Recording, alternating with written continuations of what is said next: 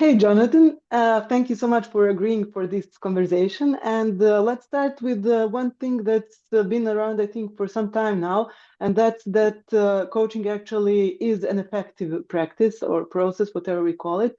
So, what's your kind of take on general coaching effectiveness research over the decades? What stands out for you personally as some most important things that we currently know? Well, we're on a long journey in terms of coaching research in respect of effectiveness.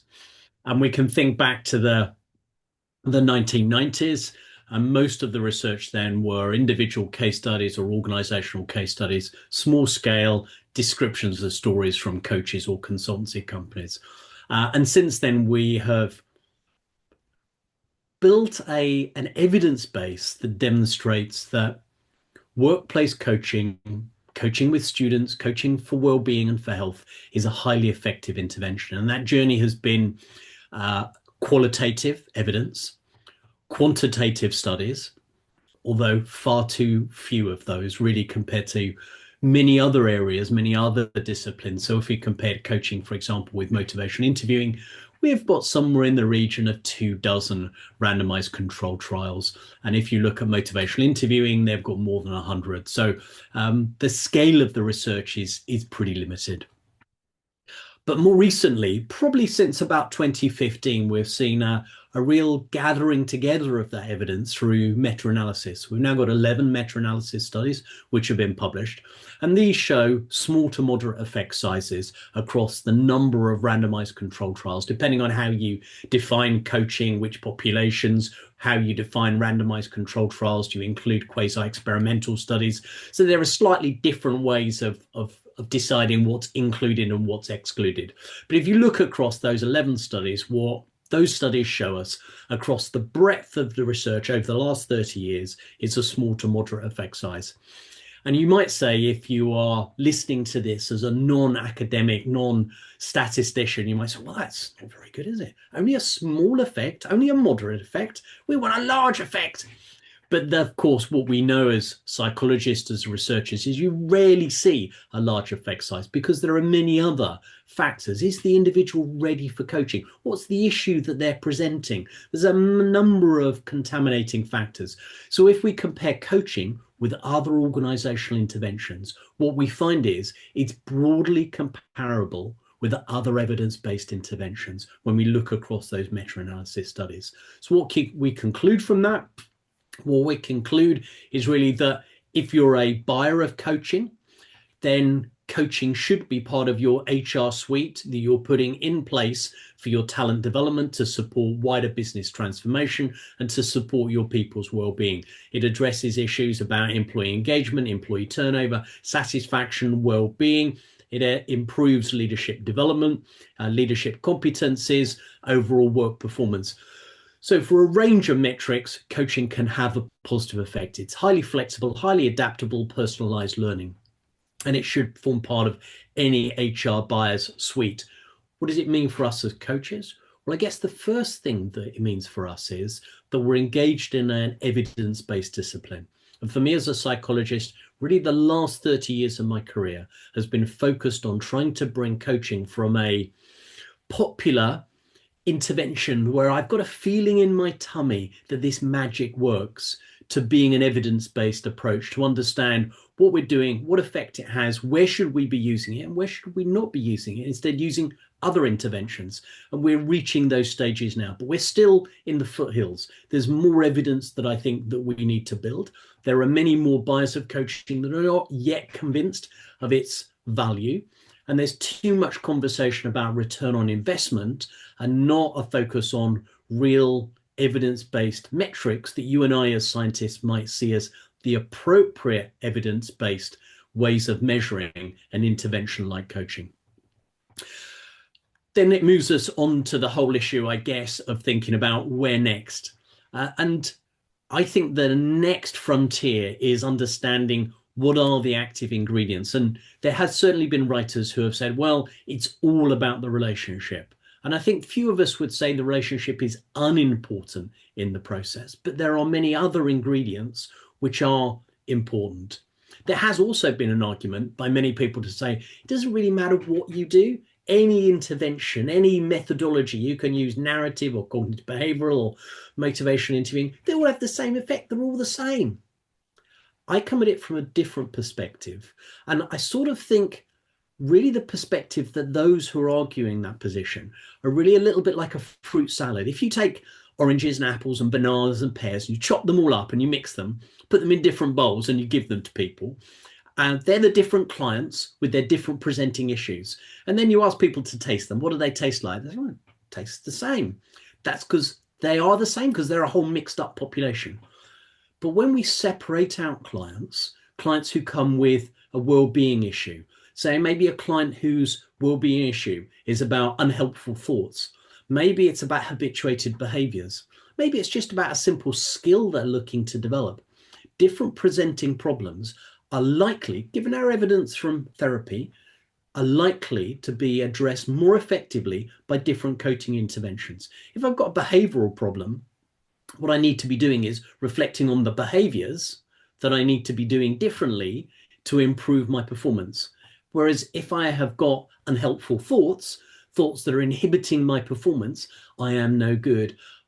Whenever I do public speaking, it's always a disaster. The thoughts that many people often have that get in the way of their performance, it's not behaviors, it's cognitions. So we could address those cognitions, those unhelpful cognitions, more effectively through cognitive behavioral coaching, or acceptance and commitment coaching, or even compassion-based coaching. We know that those are evidence-based approaches that address those unhelpful cognitive patterns, thoughts that individuals have.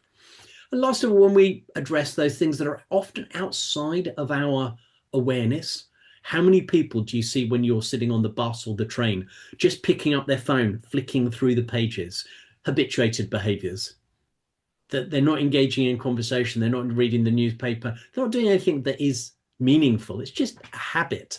And many of us have habits that are unhelpful or unproductive. And bringing that into people's awareness and helping people to develop the motivation to address that, motivational interviewing, is a highly effective strategy, evidence-based approach that can address those unconscious behaviors, habits that individuals have. And again, different approaches depending on the different presenting issues. And while the effects might be small in comparison to the importance of the relationship, clearly, if I go in and I just sit there and I'm looking out the window as the coach, I'm not building a relationship, probably my client's not going to engage, not surprisingly. But we set that aspect aside, then these become important aspects that it's for the skilled practitioner who brings an integrated approach, an evidence-based approach, to adapt, to dance the pattern, dance to the tune of the music set by the client. So we've come a long way, but there's much more to do in relation to understanding some of those active ingredients, the processes of coaching. So I see that as being the next frontier. Thank you so much for condensing decades of research actually into this short presentation. It's really, like, I think, measured and realistic. So a nice way to approach this. And now something that I know that is your current passion, and that is AI coaching. I know that you are leading the field of actually effectiveness of AI coaching. So can you share with us what's, again, on your mind as key things and something that we should be aware of when it comes to how AI can coach us?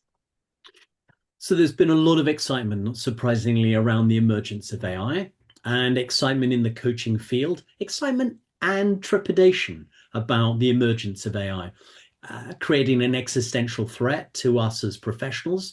And one comparison that I have made over time is the arrival of the motor car. There were some people who said, well, the motor car, it's never going to take off. You know, if you spoke to people in 1900, they're like, oh, you know, it's expensive. It keeps breaking down. You need someone to walk in front of it with a red flag. If you travel too fast, you won't be able to breathe and you'll die. All of those stories were around. The same things happened when trains arrived. I know new technologies, people often challenge them and say they're not as good as the existing technology that's there.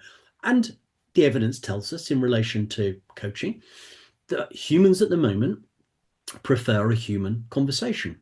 There's something different about relating to a human than relating to an AI tool. And some of our research that we've been exploring, what are some of those differences?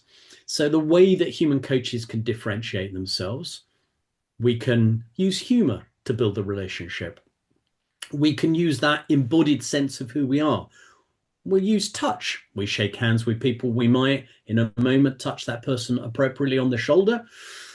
We're using these aspects of what it is to be fully human. Even in a digital environment, we're exploring values. We're culturally sensitive. We might be bringing our lived experience, maybe as a woman or a person of color or as a chief executive of an organization, these unique career experiences that AI can't match. So there are things that humans do that are certainly different than AI. But in terms of the process, when we have evaluated in a research study human coaches and compared them with AI coaches have been able to demonstrate that they can meet the ICF coaching competencies, certainly at a basic level, and recent tools that I've been seeing are probably at PCC level. So they are competent coaches, but they are often very goal focused. Conversations are often very short. We might describe them as being quite shallow because they're very goal focused. And the other aspect that we need to dial up more in our human coaching is the aspect of challenge, that the AI coach is quite sycophantic, short, shallow, sycophantic, whereas human coaches can go deeper. We can go and explore those cultural nuances, the context of what it is to be uniquely human, and we can have sustained conversations that might well run on for an hour and a half to help that person fully explore an issue and give them actions to take away and build an authentic human relationship with them. Where do I think we're going with human and AI coaching? Well, I suspect both will be part of the ecosystem in the future. When I wake up at 2 a.m. in the morning and I'm worried about a presentation or a pitch to a client, I think, what's the right thing that I need to be doing? My AI coach is there on my phone instantly. I can disappear out into the spare bedroom, have a conversation with my AI coach, not wake my partner, come back to bed having had a 10-minute conversation, tell me, clarify what are the important things I need to be including in that presentation for the client, and go to sleep because I put the issue to bed. But if I want to go deeper, if I want to explore my values about what it is to be uniquely me, there's a place for the human coach. The challenge, of course, for human coaches is the number of human coaches has continued to grow.